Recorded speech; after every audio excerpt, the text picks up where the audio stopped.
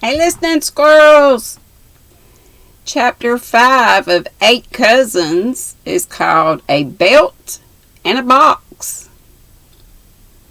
When Rose came out of her chamber, cup in hand, next morning, the first person she saw was Uncle Alex standing on the threshold of the room opposite, which he appeared to be examining with care.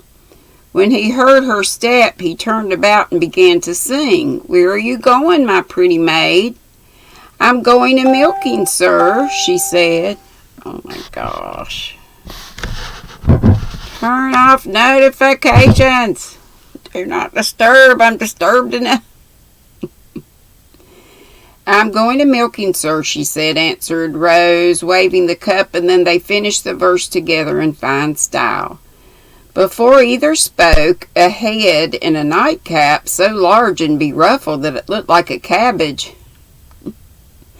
popped out of a room farther down the hall, and an astonished voice exclaimed, "What in the world are you doing about so early?"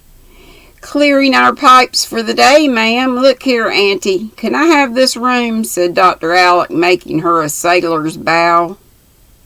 Or bow.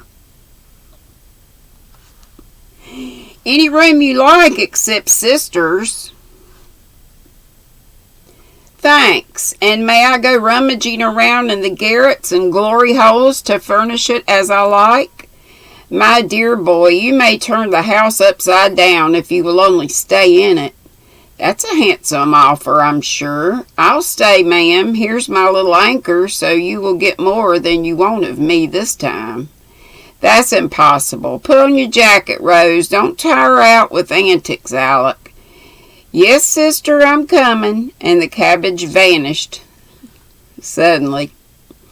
The first milking lesson was a droll one, but after several scares and many vain attempts, Rose at last managed to fill her cup, while Ben held Clover's tail so that it could not flap, and Dr. Alec kept her from turning to stare at the new milkmaid, who objected to both these proceedings very much. "You look chilly in spite of all this laughing. Take a smart run around the garden and get up a glow," said the doctor as they left the barn. "I'm too old for running, Uncle. Miss Powers said it's not ladylike for girls in their teens," answered Rose primly. "I take the liberty of differing from Madam Prunes and Prisms, and as your physician I order you to run. Off with you," said Uncle Alec with a look and gesture that made Rose scurry away as fast as she could. Anxious to please him, she raced round the beds till she came back to the porch where he stood, and dropping down upon the steps she sat panting, with cheeks as rosy as the Rigoletti on her shoulders. "Very well done, child. I see you have not lost the use of your limbs, though you are in your teens. That belt is too tight. Unfasten it. Then you can take a long breath without panting so." "It isn't tight, sir. I can breathe perfectly well," began Rose, trying to compose herself. Her uncle's only answer was to lift her up and unhook the new belt of which she was so proud. The moment the clasp was opened, the belt flew apart several inches, for it was impossible to restrain the involuntary sigh of relief that flatly contradicted her words. "Why, I didn't know it was tight. It didn't feel so a bit. Of course, it would open if I puff like this, but I never do because I hardly ever run," explained Rose, rather discomfited by this discovery. "I see you don't half feel your lungs, and so you can wear this absurd thing without feeling it. The idea of cramping a tender little waistline in a stiff band of leather and steel just when it ought to be growing," said Dr. Alec, surveying the belt with great disfavor, as he put the clasp forward several holes, to Rose's secret dismay, for she was proud of her slender figure, and daily rejoiced that she wasn't as stout as Lully, L-U-L-Y, Lully Miller, a former schoolmate, who vainly tried to repress her plumpness. It will fall off if it's so loose, she said anxiously as she stood watching him pull her precious belt about. Now, if you keep taking long breaths to hold it, not if you keep taking long breaths to hold it on. That's what I want you to do. And when you have filled this out, we will go on enlarging it till your waist is more like that of Hebe, goddess of health, and less like that of a fashion plate, the ugliest thing imaginable. How does it look? And Rose gave a glance of scorn at the loose belt hanging round her trim little waist. It will be lost, and then I shall feel badly, for it cost ever so much. And it is real steel and Russian leather. Just smell how nice. If it's lost, I'll give you a better one. A soft silken sash is much fitter for a pretty child like you than a plaited harness like this. And I've got no end of Italian scarves and Turkish sashes among my traps. Ah, that makes you feel better, doesn't it? And he pinched the cheek that had suddenly dimpled with a smile. It's very silly of me, but I can't help liking to know that. Here she stopped and blushed and held down her head, ashamed to add, You think I'm pretty. Dr. Alec's eye twinkled, but he said very soberly, Rose, are you vain? I'm afraid I am, answered a very meek voice from behind the veil of hair that hid the red face. That's a sad fault. And he sighed as if grieved at the confession. I know it is, and I try not to be, but people praise me, and I can't help liking it, for I really don't think I'm repulsive. The last word and the funny tone in which it was uttered were too much for Dr. Alec, and he laughed in spite of himself to Rose's great relief. I quite agree with you, and in order that you may be still less repulsive, I want you to grow as fine a girl as Phoebe. Phoebe? And Rose looked so amazed that her uncle nearly went off again. Yes, Phoebe, for she has what you need, health. If you dear little girls would only learn what real beauty is and not pinch and starve and bleach yourselves out so, you'd save an immense deal of time and money and pain. A happy soul and a healthy body makes the best sort of beauty for man or woman. Do you understand that, my dear? Yes, sir, answered Rose, much taken down by this comparison with the girl from the poorhouse. It nettled her sadly, and she showed that it did by saying quickly, raspy voice,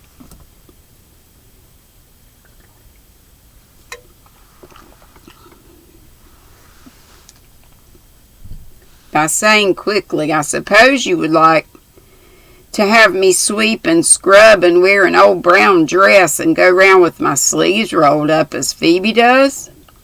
I should very much if you could work as well as she does and show as strong a pair of arms as she can.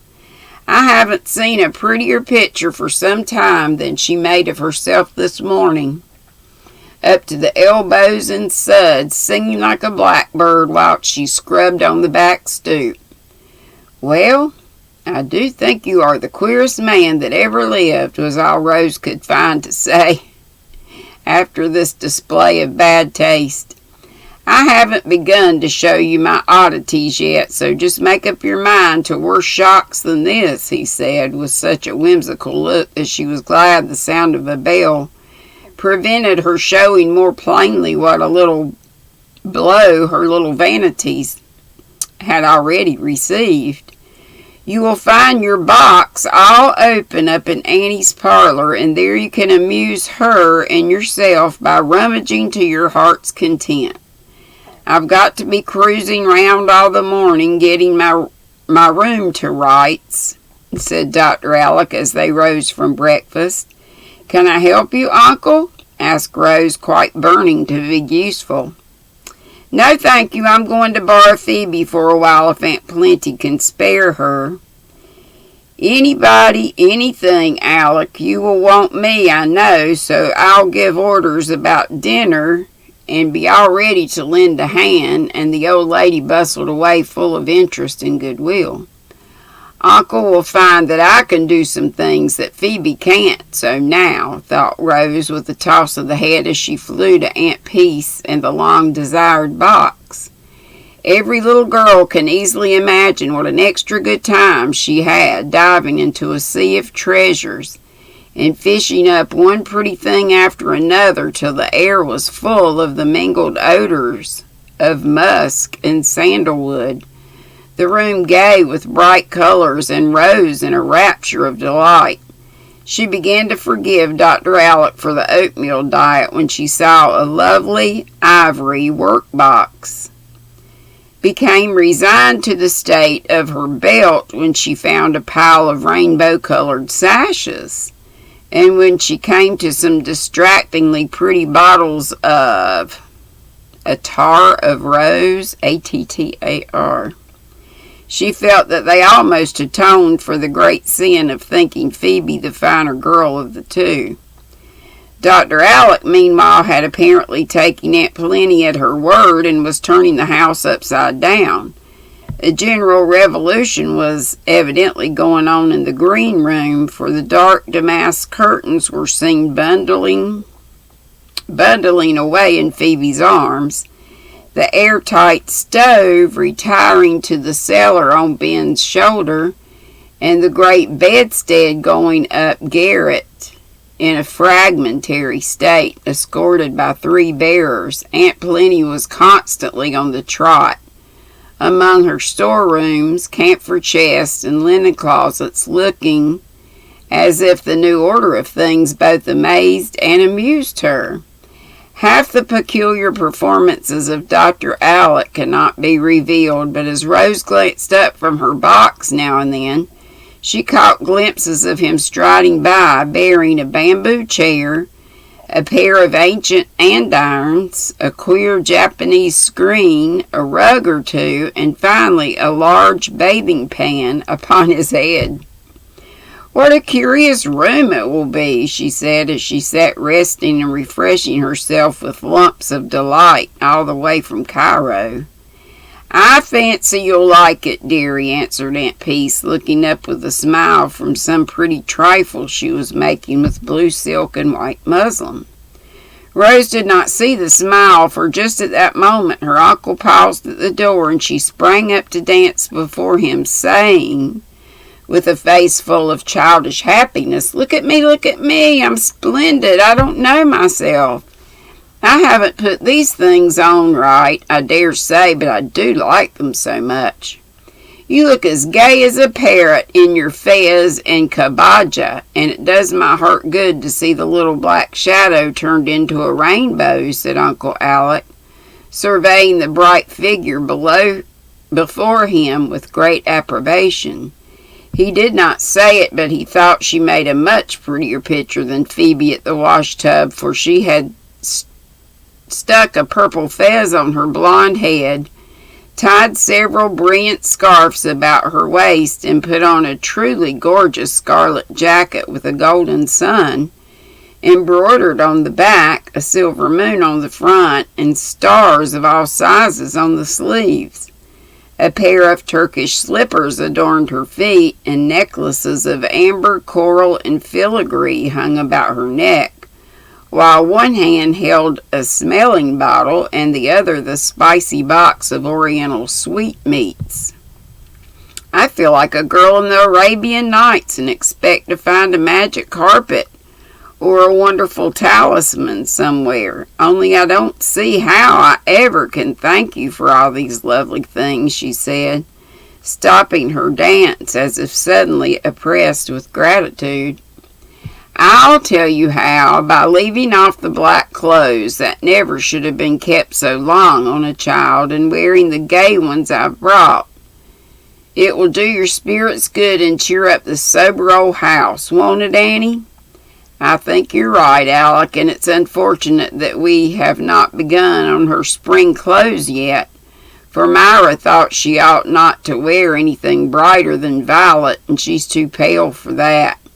You just let me direct Miss Hemming how to make some of these things. You'll be surprised to see how much I know about piping, hems and gathering armholes and shearing biases, began Dr. Allett, patting a pile of muslin cloth and silk with a knowing air. Aunt Peace and Rose laughed so hard that he could not display his knowledge any further, till they stopped when he said good-naturedly, "That will go a great way toward filling out the belt, so laugh away, Morgiana, and I'll go back to my work, or I never shall be done." "I couldn't help it. Sheared biases were so funny," Rose said as she turned to her box after the splendid laugh. "But really, Auntie," she added soberly, "I feel as if I ought not to have so many nice things. I suppose it wouldn't do to give Phoebe some of them. Uncle might not like it." "He would not mind, but they are not suitable for Phoebe. Some of the dresses you are done with would be more useful, if they can be made over to fit her," answered Aunt Peace, in the prudent, moderate tone which is so trying to our feelings when we indulge in little fits of charitable enthusiasm. "I'd rather give her the new ones, for I think she is a little proud and might not like old things. If she was my sister it would do, because sisters don't mind, but she isn't, and that makes it bad, you see. I don't know how I could manage beautifully. I'll adopt her," and Rose looked quite radiant with this new idea. "I'm afraid you could not do it legally till you're older, but you might see if she likes the plan, and at any rate you can be very kind to her, for in one sense we are all sisters, and should help one another." The sweet old face looked at her so kindly that Rose was fired with a desire to settle the matter at once, and rushed away to the kitchen just as she was. Phoebe was there, polishing up the antique andirons so busily that she started when a voice cried out, "Smell that! Taste this, and look at me!" Phoebe sniffed a tar of rose, crunched the lump of delight tucked into her mouth, and stared with all her eyes at little Morgiana prancing about the room like a brilliant paroquet. "My stars, ain't you splendid," was all she could say, holding up two dusty hands. "I've got heaps of lovely things upstairs, and I'll show them all to you, and I'll go halves. Only Auntie thinks they wouldn't be useful, so I shall give you something else, and you won't mind, will you? Because I want to adopt you, as Arabella was in the story. Won't that be nice?" "Why, Miss Rose, have you lost your wits?" No wonder Phoebe asked, for Rose talked very fast, and looked so odd in her new costume, and was so eager she could not stop to explain. Seeing Phoebe's bewilderment, she quieted down, and said with a pretty air of earnestness, "It isn't fair that I should have so much and you so little, and I want to be good to you as if you were my sister, for Aunt P says we're all sisters, really. I thought if I adopted you, as much as I can now, it would be nicer. Will you let me, please?" To Rose's great surprise, Phoebe sat down on the floor, hid her face in her apron for a minute without answering a word. "Oh dear, now she's offended, and I don't know what to do," thought Rose, much discouraged by this reception of her offer. "Please forgive me. I didn't mean to hurt your feelings, and I hope you won't think," she faltered presently, because feeling that she must undo the mischief if possible. But Phoebe gave her another surprise by dropping the apron and showing a face all smiles in spite of tears in the eyes, as she put both arms round Rose and said with a laugh and a sob, "I think you are the dearest girl in the world, and I'll let you do anything you like with me." "Then you do like the plan? You didn't cry because I seemed to be kind of patronizing?" "I truly didn't mean to be," cried Rose, delighted. I guess I do like it, and cried because no one was ever so good to me before, and I couldn't help it.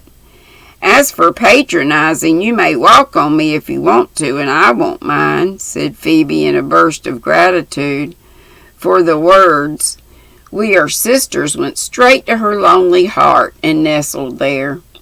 Well, now we can play. We can play I'm a good sprite out of the box, or what is better, a fairy godmother come down the chimney and you are Cinderella. And must say what you want, said Rose, trying to put the question delicately. Phoebe understood that, for she had a good deal of natural refinement, though she did come from the poorhouse.